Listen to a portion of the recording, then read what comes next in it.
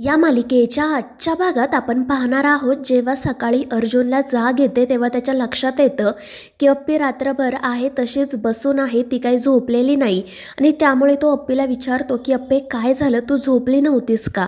तर अप्पी म्हणत असते की नाही अर्जुन, अरे मी झोपले होते, आत्ताच थोड्या वेळापूर्वी उठले. मात्र अर्जुनच्या सगळा प्रकार लक्षात येतो. तो अप्पीला म्हणत असतो की अप्पे काळजी करू नको, सगळं काही ठीक होईल. मात्र ती रडतच म्हणते की अर्जुन मला खूप भीती वाटते रे, आजचा दिवस आपल्या अमोलचा शेवटचा दिवस. मात्र तिला पुढे काही बोलवतच नाही. तर अर्जुन म्हणत असतो की अप्पे काही काळजी करू नको, सगळं काही ठीक होणार आहे. आणि तितक्यात अमोलला सुद्धा जाग येते. अपर्णाला आणि अर्जुनला विचारत असतो की मा बाबा काय झालं, तुम्ही दोघेजण नाराज का दिसताय? आज तर तुमचं लग्न आहे ना, मग तुम्ही आनंदात असायला हवं. आणि त्यावर ते दोघेजण म्हणतात की हो अमोल, आम्ही आनंदातच आहोत. आणि मग त्यानंतर ते तिघेही लवकर तयार व्हायचं ठरवतात. तर दुसरीकडे बापू, कदम, दीपक, स्वप्नील, मोना, रुपाली हे सगळेजण सुद्धा तयार झालेले असतात आणि लग्नाची तयारी करत असतात. बापू आणि कदम गुरुजींना जे काही हवं असेल ते सामान ताटामध्ये काढून ठेवत असतात. दीपकसुद्धा त्यांना मदत करत असतो. तर मोना आणि रुपाली स्वयंपाकाचं बघत असतात. आणि मग त्यानंतर आर्या आणि गायतोंडेसुद्धा घरी येतात. त्या दोघांना बघून सगळ्यांनाच आनंद होतो. त्यानंतर गायतोंडे विचारतात की तुम्ही ॲम्ब्युलन्सला आणि गुरुजींना सांगून ठेवलंय ना? त्यावर स्वप्नील म्हणतो की हो, मी गुरुजींना सुद्धा कळवलंय आणि ॲम्ब्युलन्ससुद्धा बोलावली आहे. आणि मग ते सगळेजण पुढच्या तयारीला सुरुवात करतात. तर दुसरीकडे अपर्णा आणि अर्जुनने अमोलला छान तयार केलेलं असतं.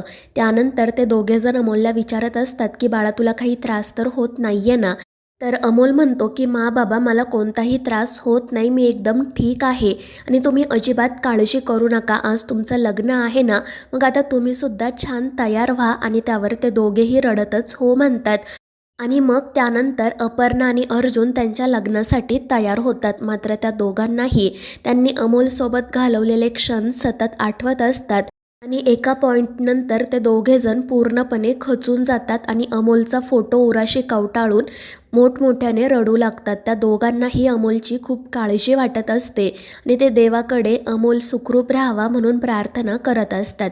त्यानंतर खाली लग्नाची सगळी तयारी झालेली असते.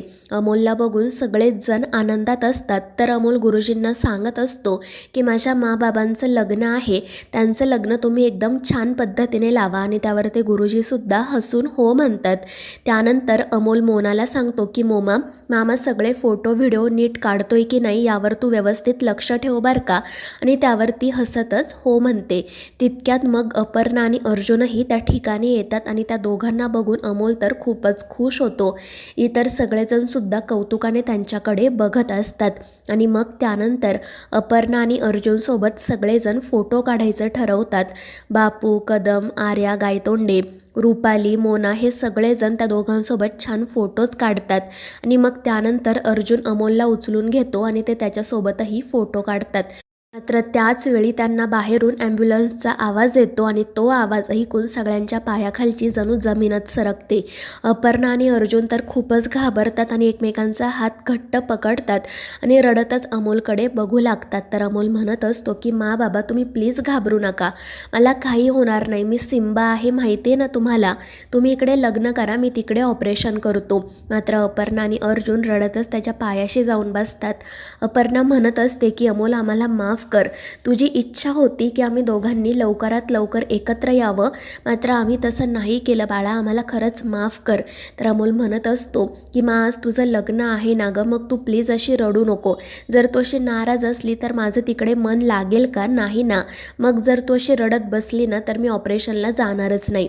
आणि ते ऐकून अपर्णा म्हणते की नाही बाळा, मी नाही रडणार, पण तू व्यवस्थितपणे ऑपरेशनसाठी जा.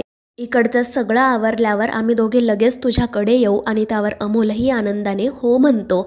आणि मग त्यानंतर तो त्याच्या गळ्यातील लॉकेट काढून अपर्णाच्या हातात देत म्हणतो की मा, हे लॉकेट तुझ्याकडे राहू दे, जेव्हा मी बरा होऊन परत येईल ना तेव्हा तू स्वतःच्या हाताने माझ्या गळ्यात घाल. आणि त्यावर अपर्णासुद्धा हो म्हणते. त्यानंतर अमोल गुरुजींना सांगतो की गुरुजी, माझ्या माबाबांचं लग्न आहे, सगळं काही तुम्ही व्यवस्थितपणे करा आणि अगदी मुहूर्तावर. आणि त्यावर ते सुद्धा हो म्हणतात. आणि मग त्यानंतर अमोल बापूंना आणि कदमांना त्याच्या जवळ बोलावतो. तो त्या दोघांना सांगतो की तुम्ही दोघेजण अजिबात रडू नका, मी बरा होऊन लवकर परत येणार आहे तुमचा आधार बनण्यासाठी. आणि त्यावर ते दोघेही रडतच हो म्हणतात. त्यानंतर अमोल आर्याला आणि गायतोंडेंना सांगतो की आर्या मावशी आणि गायतोंडे काका, तुम्ही माझ्या बाबांची आणि फॅमिलीची काळजी घ्या, मी परत येईपर्यंत तुम्ही त्यांच्यासोबतच थांबा. आणि त्यावर तेही दोघे हो म्हणतात. त्यानंतर मग अमोल घरातील सगळ्यांशी बोलतो, सगळ्यांना पुन्हा पुन्हा सांगतो की तुम्ही अजिबात टेन्शन घेऊ नका, मी लवकरच बरा होऊन परत येणार आहे. आणि त्यामुळे सगळ्यांचाच आत्मविश्वास वाढतो. आणि मग त्यानंतर स्वप्नील अमोलची व्हीलचेअर घेऊन बाहेर निघतो. इतर सगळेजणसुद्धा त्यांच्या पाठोपाठ बाहेर येतात. मात्र तितक्यात अपर्णा मोठ्याने अमोलला आवाज देते आणि पळतच त्याच्या जवळ जाते. ती अमोलला म्हणत असते की बाळा, तू अजिबात घाबरू नको, मी आणि बाबा लवकरच हॉस्पिटलमध्ये येऊ. आणि त्यावर अमोलही हो म्हणतो. तर रुपाली आणि स्वप्नील त्या दोघांना समजावत असतात की काळजी करू नका, आम्ही अमोलसोबतच आहोत. आणि मग त्यानंतर अमोलला ॲम्ब्युलन्समध्ये बसवण्यात येते आणि मग त्यानंतर ॲम्ब्युलन्स तेथून निघून जाते. सगळेच जण खूप घाबरलेले असतात, काळजीत असतात. मात्र ॲम्ब्युलन्स गेल्यानंतरसुद्धा एक वॉर्ड बॉय घरासमोरच उभा असतो आणि तो कोण आहे, इथे कशासाठी थांबलाय असा प्रश्न सगळ्यांना पडतो. सगळेजण आश्चर्याने त्याच्याकडे बघत असतात आणि तितक्यात तो पाठीमागे वळून बघतो आणि त्याला बघून यांच्या पायाखालची जणू जमीनच सरकते. कारण तो दुसरा तिसरा कोणीही नसून संकल्प ढोबळे असतो. आणि त्याला समोर बघून अपर्णा आणि अर्जुन तर खूप चिडतात, तर इतरांनासुद्धा धक्काच बसतो. तो मात्र हसत असतो. तर मित्रांनो, या मालिकेच्या पुढील भागांच्या अपडेटसाठी आपल्या चॅनेलला सबस्क्राईब करा.